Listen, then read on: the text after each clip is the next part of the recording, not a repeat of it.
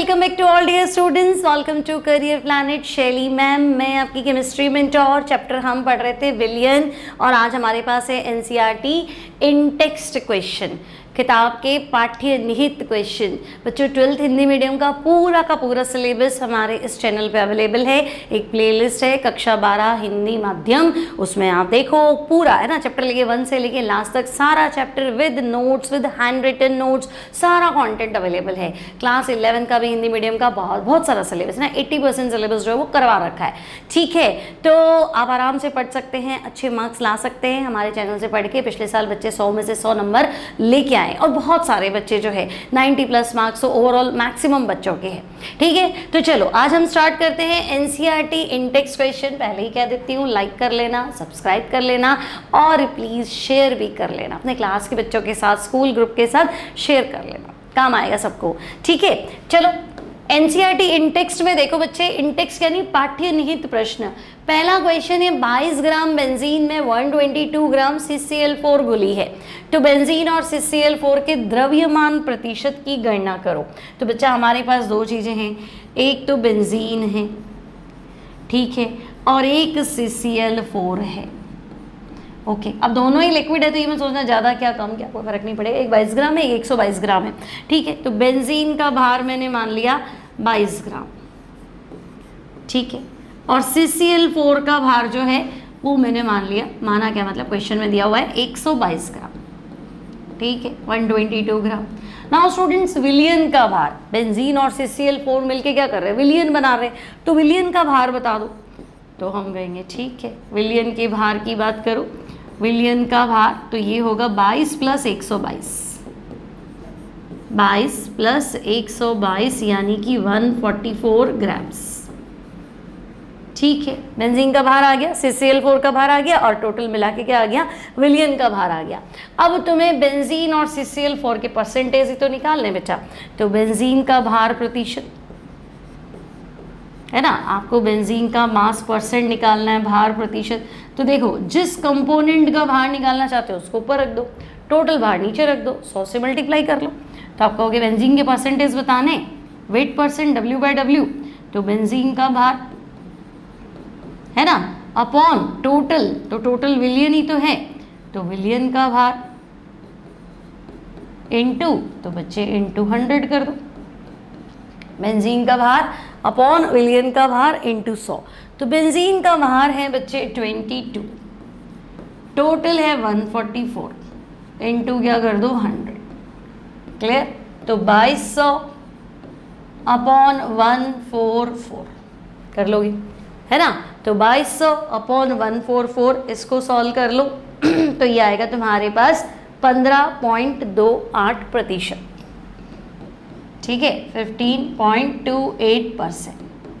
अब अगर ये आ गया तो 100 में से माइनस कर दो, CCl4 का भी भार प्रतिशत आ जाए, है कि नहीं भाई। टोटल परसेंट 100 होता है ना, मान लो तुम्हारे पास 20% है, तो बचा हुए सामने वाले के पास क्या है, 80% है। तो सिमिलरली अगर बेंजीन का भार प्रतिशत कितना है 15.28, तो CCl4 का भार प्रतिशत तो आप लिख दो सीधा, CCl4 का मास परसेंट या भार प्रतिशत, तो वो आप बता दो 100 - 15.28, तो 100 में से 15 जाएंगे तो 85, और कम करना है तो 84, 84.82 नहीं 72, 70 80 90 100, हाँ 84, 84.72% आपका उत्तर है। ठीक है, कोई टेंशन नहीं, सिंपल है। पहला क्वेश्चन क्या है, छोटे बच्चों वाला सवाल है। आगे देखो अगला क्वेश्चन, 1 विलियन में बेंजीन का 30%, 30% 30 द्रव्यमान प्रतिशत, द्रव्यमान प्रतिशत मतलब W/W%, CCl4 में घुला है, तो बेंजीन के मोल भिन्न की गणना करो। तो बच्चे इस बार भी तुम्हारे पास दो चीज़ें हैं, एक तो तुम्हारे पास है बेंजीन, एक तुम्हारे पास है CCl4। 30% W/W का क्या मतलब है, 30% W/W अर्थात बेंजीन जो है वो 30 ग्राम है, पूरा विलियन 100 ग्राम है, और 100 में से 30 माइनस करो, CCl4 जो है वो 70 ग्राम है।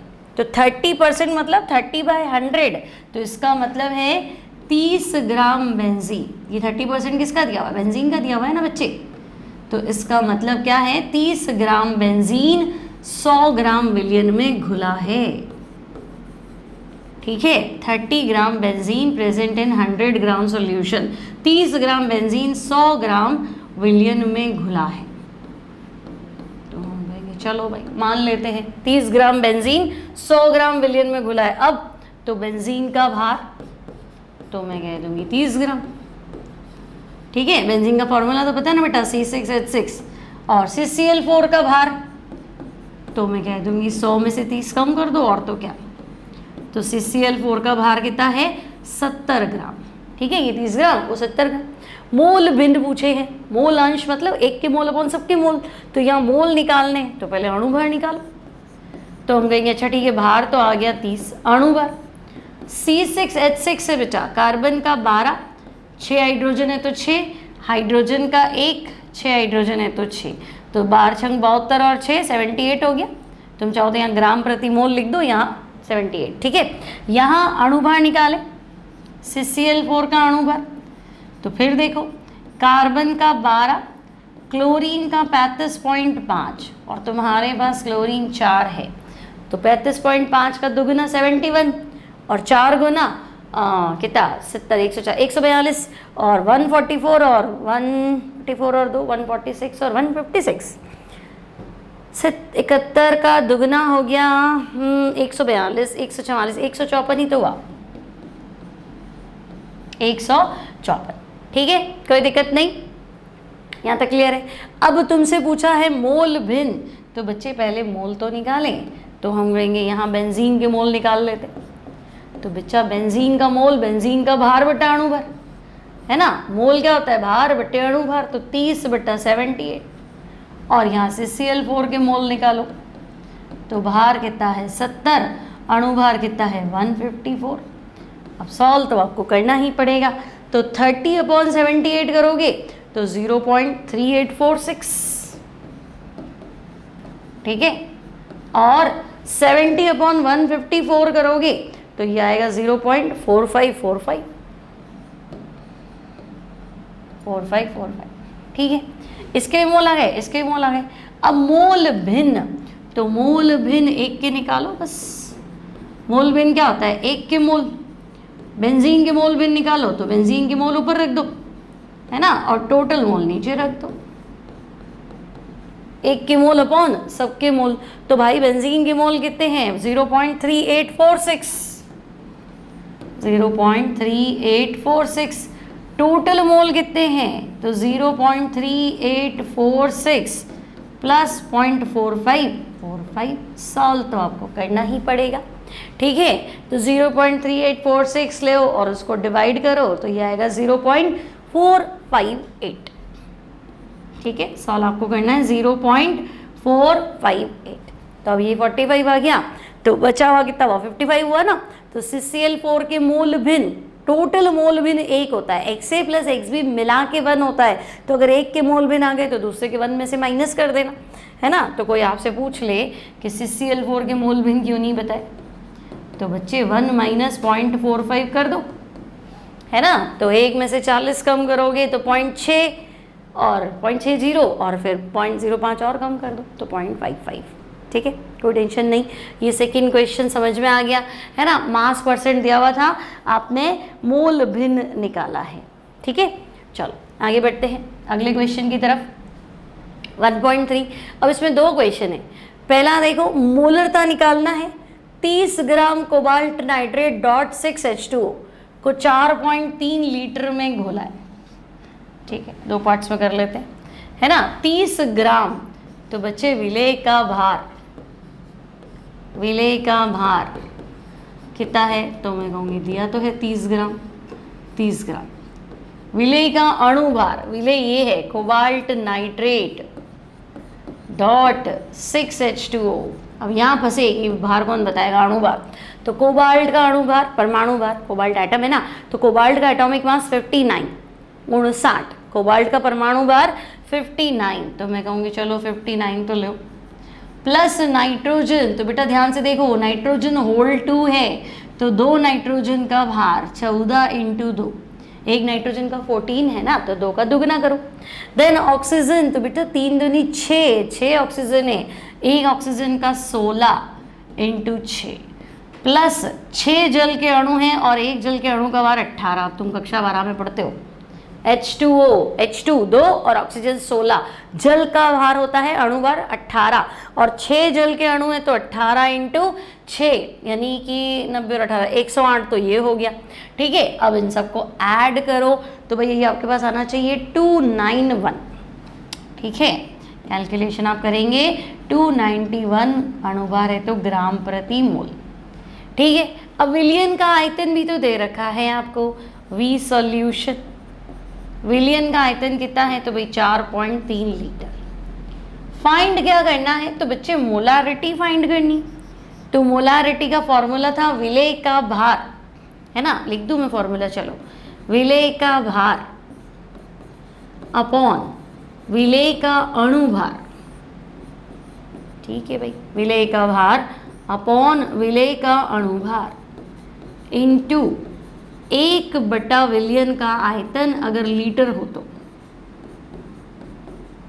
ठीक है, अब क्या करें तो अब हम वैल्यू पुट कर लेते हैं। देखो विलेय का भार कितना 30, अणुभार कितना 291 इंटू 1 अपॉन वॉल्यूम, लीटर में कितना वॉल्यूम है 4.3 लीटर है तो 4.3, सीधा आंसर निकाल दो। तो 30 अपॉन 291 है ना, और 291 को 4.3 से मल्टीप्लाई करना है तो ये आपके पास आएगा 0.023 और मात्रक है मोल प्रति लीटर, और याद नहीं हो तो कैपिटल M लिख दो, मोलरता का मात्रक कैपिटल M। ठीक है, बन गया पहला। दूसरा देखो 30 ml 0.5 m H2SO4 को 500 ml तनु करने पर तो आपको डाइल्यूशन की मोलारिटी निकालनी है, तनुता की मोलरता। क्या बेटा, तनुता की मोलरता, molarity of dilution before after, पहले ये था बाद में ये है। तो पहले मोल थे M1V1, बाद में मोल कितने होंगे M2V2। बस सॉल्व कर लो। पहले क्या था 30 ml और 0.5 मोलारिटी, तो मोलारिटी 0.5, वॉल्यूम 30 ml।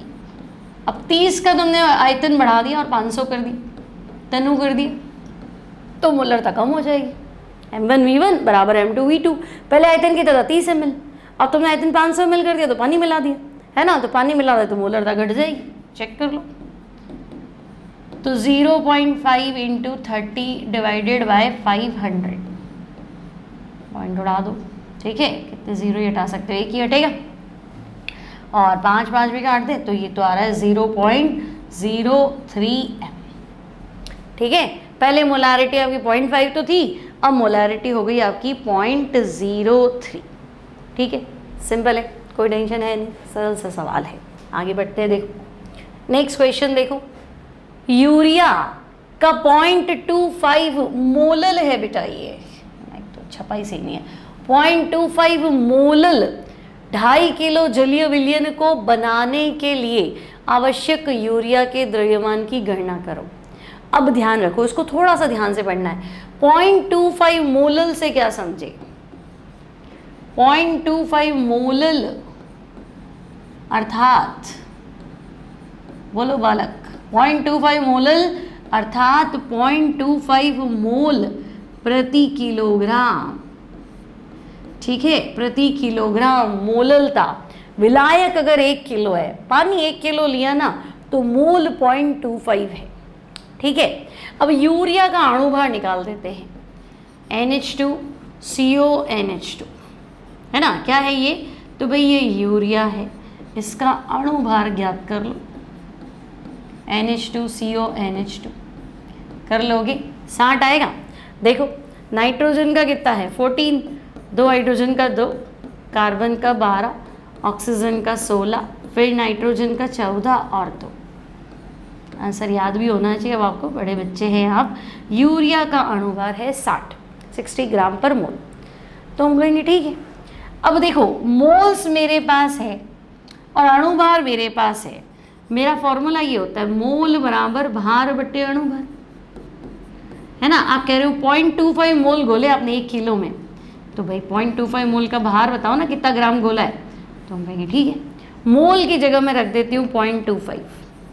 भार आप बताना चाह रहे हैं, यूरिया का अणु भार 60 है, तो 60 इंटू 0.25 1/4 होता है ना। 0.25 क्या होता है, 1/4 होता है। 0.25 25%, तो 60 का आधा और उसका भी आधा, तो 60 का आधा 30 और उसका भी आधा कितना 15, तो यहाँ आएगा 15 ग्राम। अब देखो जो बच्चे गलती करते हैं यहाँ पे, वो गलती क्या होती है, ये 2.5 किलो जलीय विलयन है। आप गूगल पे भी सोल्यूशन देखोगे तो 2 अलग अलग तरह के आंसर दिए। देखो क्वेश्चन में 2.5 किलो जलीय विलयन दिया है, तो मैं विलयन का भार 2.5 किलो मानूंगी। मैं क्या सोचूंगी 2.5 किलो पानी है, लिखा तो है 2.5 किलो जलीय विलयन, मतलब विलयन का भार 2.5 किलो है। ठीक है, आप कह रहे हो कि मैंने 1 किलो में 0.25 मोल मतलब कितना 15 ग्राम, तो आप कह रहे हो मैंने 1 किलो में तो 15 ग्राम घोला है। तो बहुत बार तो बच्चे ऐसे कर लेते हैं, 1 किलो में 15 ग्राम घोला है, 2 किलो में 30 ग्राम और 2.5 किलो में 30 और 15 का आधा 7.5 37.5 ग्राम। लेकिन ये गलत है, ये 2.5 किलो विलियन है ना।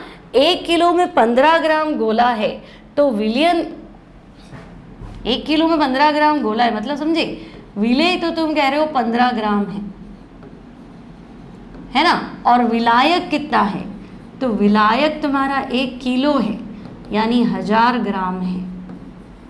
तो पूरा विलियन कितना हुआ, तो मैं कहूँगी पूरा विलियन जो है ना वो 1015 हुआ ना। पूरा विलियन कितना हुआ, 1015 हुआ। तो 1015 ग्राम में यूरिया कितना है, 15 ग्राम। समझे मेरी बात, तो फिर 2.5 किलो में कितना है, आंसर निकाल लो, मैथ्स लगा लो। समझे मेरी बात कि नहीं समझे अभी तक, है ना। ये 15 ग्राम 1 किलो में है, 1 किलो पानी है।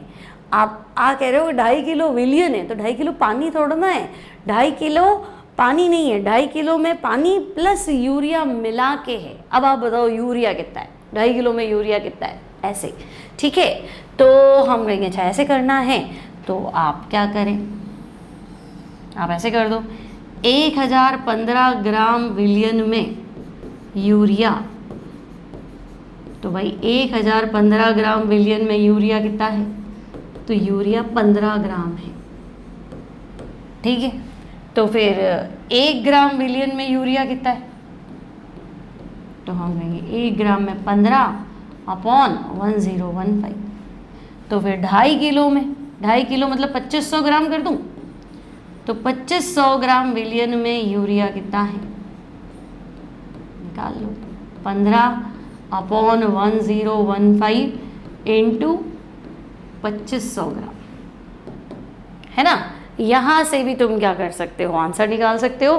तो तुम्हारा आंसर आना चाहिए बच्चे, कितना आंसर आना चाहिए, 37 ग्राम। आपका जो आंसर आना चाहिए दैट शुड बी 37 ग्राम, और 37.5 आया तो गलत हो जाएगा, क्योंकि अगर कहीं दिया हुआ है तो वो मान रहा है कि 2.5 किलो जल में, तो 2.5 किलो जल में ठीक है, 1 किलो में 15 है, तो 2.5 किलो में डबल और आधा और कर लो, तो 15 + 15 + 7.5 37.5 सही। लेकिन 2.5 किलो विलियन है तो गड़बड़ है। ठीक है, ये जो बताया ना इसने, 1 किलो इसने जो बनाया है, 1 किलो में 15 ग्राम है, यानी 1015 कर लो ऐसे। ठीक है, क्लियर है, यहाँ तक कोई टेंशन नहीं है। गलती करते हैं बच्चे, थोड़ा ध्यान रखेंगे। नेक्स्ट देखो, 20% वेट बाय वेट जलीय KI का घनत्व आपको दे रखा है, आपको मोलरता और मोल अंश सब निकालना है। ठीक है, तो देखो पहले तो मुझे W/W% दिया है, भार प्रतिशत जिसको मैं x मान रही हूँ वो है 20। ठीक है, और इसका मतलब भी मैं बता सकती हूँ भाई ये 20 है, अर्थात विलेय का भार, तो भाई इसका मतलब विलेय 20 ग्राम है ना। 20% सॉल्यूशन है, इसका मतलब विलेय कितना है, तो मैं कहूँगी 20 ग्राम है ना। प्रतिशत मतलब विलियन कितना है, तो 20 ग्राम 100 में है, तो विलियन का भार कितना 100। और विलियन कौन सा है भाई, जलीय विलियन है, तो विलायक है ना, विलायक का भार, तो 20 ग्राम 100 में है, तो पानी कितना हुआ, तो मैं कहूँगी पानी आपका 80 ग्राम हुआ। ठीक है 20, 100 और विलायक का भार कितना हो गया 80। ठीक है, अब Ki आपका विलेय है तो विलेय का अणुभार भी बता दो। विलेय आपका क्या है Ki, इसका अणुभार भी बता दो बच्चे। तो देखो K का परमाणु भार 39 और I का 127। ठीक है, तो 39 को एक इधर दे दो तो 40, 160 और 166 हुआ क्या? हाँ 40 कर दिया तो 160 और 166। ठीक है, ग्राम प्रति मोल। डेटा ही लिखा है मैंने। 20% W/W मतलब विलेय 20 ग्राम, पूरा 100 ग्राम, विलायक 80 ग्राम। अणुभार भी चाहिएगा तो मैंने पहले ही लिख दिया 166। और विलयन का घनत्व है ना D विलयन, विलयन का घनत्व भी दे रखा है। कितना है भाई 1.202। ठीक है, ग्राम प्रति ml है ना। अब इससे 3 चीज़ें पूछ ली। ठीक है, हम इसको कॉपी कर लेते हैं ताकि इजीली सॉल्व हो पाएगा। देखो अब क्या करें, सबसे पहले क्या, पहले मैं मोलरता निकाल रही हूँ। ठीक है, ख वाला पार्ट कैपिटल M, मोलरता हम पहले निकाल लेते हैं क्योंकि हमारे पास डायरेक्ट फॉर्मूला है ना मोलरता का। मोलरता का डायरेक्ट फॉर्मूला है ना, शॉर्टकट। क्या फॉर्मूला है बोलो, है ना, मोलरता बराबर x × d × 10। ठीक है, एनसीईआरटी में आप डायरेक्ट इस फॉर्मूले को यूज़ कर सकते हैं, बटा विलेय का अणुभार। इससे आंसर जल्दी आता है बच्चे। तो हम कहेंगे वहाँ ठीक है ना, x × d × 10 अपॉन विलेय का अणुभार। x मतलब भार परसेंट, तो बच्चे भार तो 20 है। डेंसिटी कितनी है 1.202 है इंटू 10, और विलेय का अणुभार तो जोड़ लो, है ना 39 और 127। विलेय का अणुभार कितना 166। ठीक है, अब इसको तुम सॉल्व कर लो, x × d × 10, और ये सॉल्व करोगे तो ये आपका आंसर आना चाहिए 1.44। आंसर तो निकाल लोगे तुम, कैलकुलेशन बिठानी है। ठीक है, तो हम कहेंगे चलो मोलरता तो आ गया। अब मोललता, मोलैलिटी,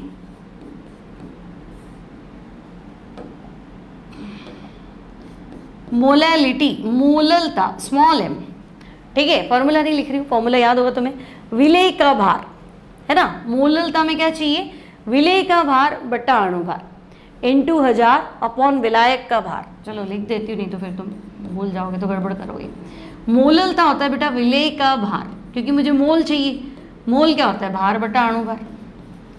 तो विलेय का भार अपॉन विलेय का अणुभार इंटू 1000 अपॉन विलायक का भार, और वो भी ग्राम्स में। ठीक है, मोललता में यहाँ विलायक लेते हैं, विलयन नहीं लेते। क्लियर, कॉन्सेप्ट बता रखा है मैंने कि 1 लीटर पानी ले कुछ भी घोलो वो 1 लीटर ही रहेगा, लेकिन 1 किलो पानी ले कुछ भी घोलो तो वो 1 किलो नहीं रहेगा। इसलिए वहाँ मेंशन करते हैं विलायक, और वहाँ कोई फर्क नहीं पड़ता है, विलयन लिखो विलायक लिखो चलेगा आयतन वाले केस में। ठीक है, तो हम कहेंगे ओके चलो बनाओ इसको। तो देखो मोललता इक्वल्स टू विलेय का भार 20 ग्राम, अणुभार 166 इंटू 1000, और विलायक का भार तो परसेंट के हिसाब से तो 80 में 20 है, टोटल 100 है ना, तो ये हो गया 80। ठीक है, तो ये 0 भी हटा दूं तो ये 4, और ये काट दे तो 250। तो 250 अपॉन क्या कर दो 166 कर दो, तो 1 से तो ज़्यादा आएगा भाई। तो यहाँ आपको दिया गया इसका आंसर 1.506। ठीक है, 1.506 स्मॉल m लिख दो, या फिर लिखो मोल प्रति किलोग्राम। क्लियर है, तो पहला तुमने मोलरता सीधा फॉर्मूले से निकाल दिया, मोललता फाइंड कर लिया, कैपिटल W रखना, वहाँ 100 रखते ही गलत हो जाएगा क्योंकि आधे बच्चे वहाँ 100 रख देंगे कि 20% विलयन का भार 100 ग्राम। तो मोललता विलायक का होता है, 1 किलो विलायक में कितने मोल्स है, तो आपके तो 80 में 20 है, तो आपको वहाँ 80 लिखना है, 100 नहीं लिखना है। ठीक है, फिर मोल अंश निकालने हैं। तो भाई मोल अंश मतलब 1 के मोल अपॉन सब के मोल, तो एक तो Ki है और सब में जल है, 2 चीज़ें हैं ना। तो हमारे पास 2 चीज़ें हैं, एक तो है Ki, दूसरा है जल। अब बेटा Ki का भार कितना ग्राम है, Ki तो मैं कहूँगी इसका वेट तो 20 ग्राम है, और जल तो जल का वेट तुम्हारे 80 ग्राम है। ठीक है, इसका अणुभार अभी हमने निकाला था K का 39, I का 127, इसका अणुभार 166 है, इसका अणुभार, जल का अणुभार तो आपके 18 है। यहाँ मोल निकाल दो Ki के, यहाँ मोल निकाल दो जल के। क्या बच्चे, मोल निकालना तो आता है? बोलो, मोल क्या होता है? भार बटे अणुभार। तो भार कितना है? 20, अणुभार कितना है? 166। यहाँ पे भी मोल, भार कितना है? 80, अणुभार कितना है? 18। तो इसको सॉल्व करो, है ना।